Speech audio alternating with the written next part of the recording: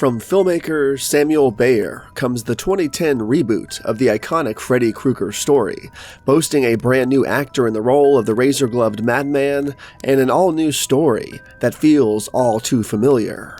Or does it? Let's find out by taking a look at the 2010 remake of A Nightmare on Elm Street.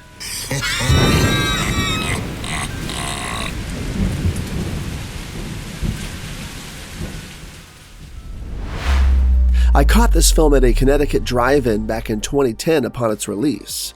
Despite the cozy setting of my Yukon, complete with popcorn and the movie's audio streaming through its then top-notch sound system, the movie fell short of being enjoyable in almost every regard.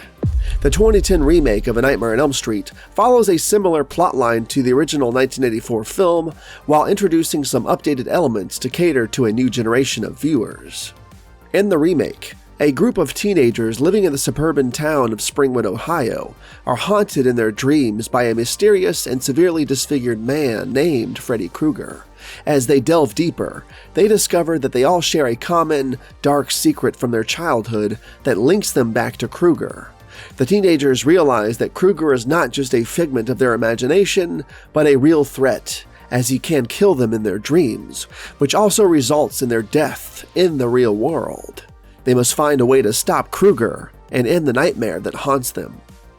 In 2008, Michael Bay's production company Platinum Dunes took the helm to remake the iconic 1984 film.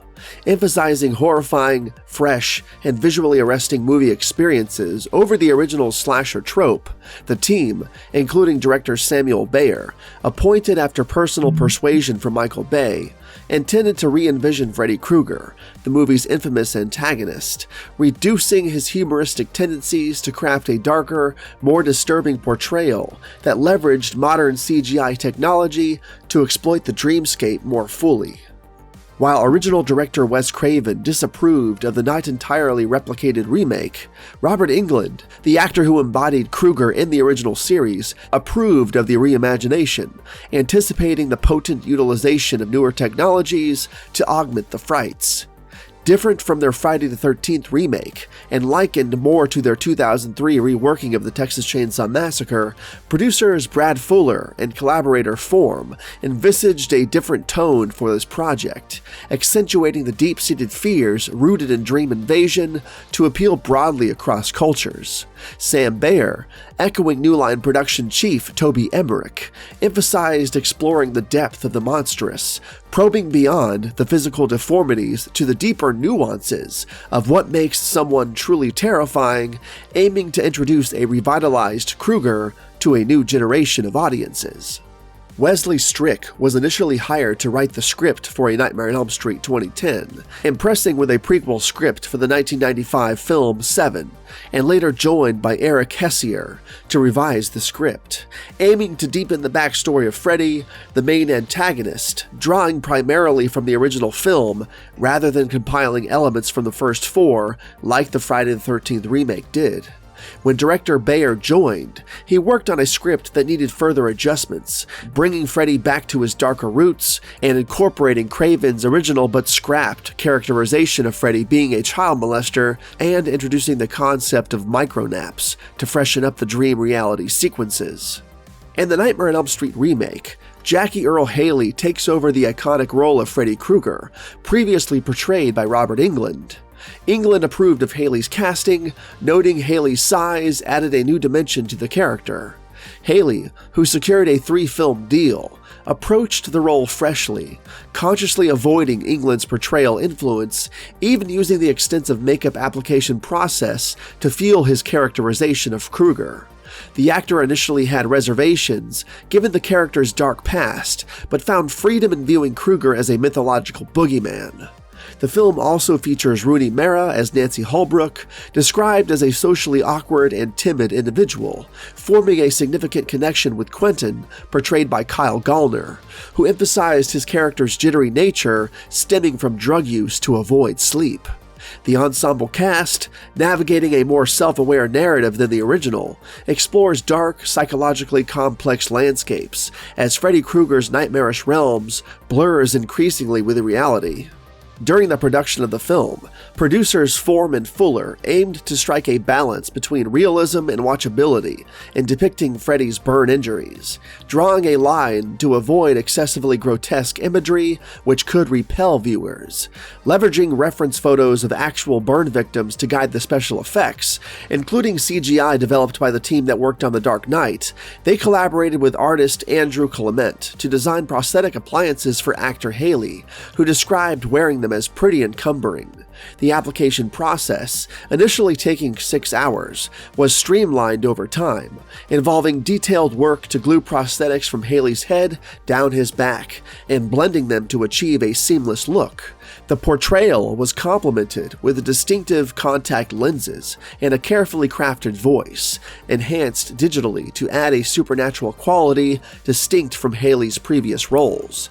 The creative process was described as an organic endeavor to fully embody Freddy's character, transcending mere vocal experimentations to find the perfect voice. With a $35 million budget, principal photography on A Nightmare on Elm Street started on May 5, 2009 and wrapped up on July 10th of the same year, with most of the filming taking place in Illinois, benefiting from a 30% state tax break and leveraging locations such as the Ryerson Steel Warehouse for critical scenes portraying the burning of Krueger. Various scenes were shot at Elk Grove and John Hershey High School in Illinois, where 200 extras were cast, including students aged 16 and above for scenes including one in a swimming pool. Despite reservations about filming scenes of violence at the schools, it was agreed that no individual would be portrayed as killed in the pool scenes. While Warner Brothers proposed a 3D version to enhance box office earnings, Platinum Dunes producers Fuller and Form insisted on retaining the 2D format, asserting the film wasn't conceived for 3D and hence the 2D version would present the narrative more authentically, an argument that eventually prevailed. The soundtrack to A Nightmare on Elm Street was crafted by the composer Steve Jablonsky, utilizing the talents of a 60-member string ensemble from the Hollywood Studio Symphony. I do not enjoy this movie. It's not the worst thing I've ever seen, but it is not enjoyable for me almost at all. The film is a competent watch, but I think that the acting is by and large terrible for most of the cast, with the exception of Clancy Brown and Jackie Earle Haley. I didn't like the by-the-numbers nightmare storyline, the characters themselves were dismal, self-obsessed, and annoying, and Freddy Krueger himself was too different from the Freddy character we know and love, while at the same time being too similar. Freddy Krueger was also turned into a full-on pedophile in this movie, which is completely unacceptable, even for Freddy Krueger. Audiences want to root for Freddy Krueger as he murders annoying young adults in horrible ways, but once you make Freddy Krueger an actual pedophile, nobody wants to root for him anymore. Hence one of the biggest issues with this iteration. Freddy isn't likable in the slightest, nor is he scary. We just hate him for being a pedophile. There's no longevity to this concept that could span an entire franchise. The plot twist of Freddy actually being innocent and burned wrongfully was also a cool idea, but the filmmakers backpedaled on this idea, thus making Freddy actually guilty of these crimes. They must have gotten cold feet. The cinematography is decent, the score is decent, but everything else about this movie is just a slog to get through.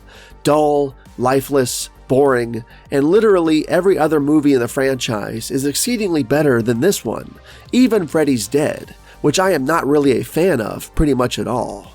I saw this movie at the drive-in and later at home a couple of times over the years, and it has not grown on me at all, nor do I think it ever will, and I am perfectly okay with never seeing this movie again. Also, while Jackie Earle Haley did a decent enough job in his acting, this incarnation of Freddy is just meh at best, and although they tried to make the burn makeup look more realistic, I just don't think it translated well to screen. Freddy should look like either an overbaked lasagna, or at least like an extra cheese pizza, not an authentically burned human. With that said, the 2010 remake of A Nightmare on Elm Street is morbidly mediocre.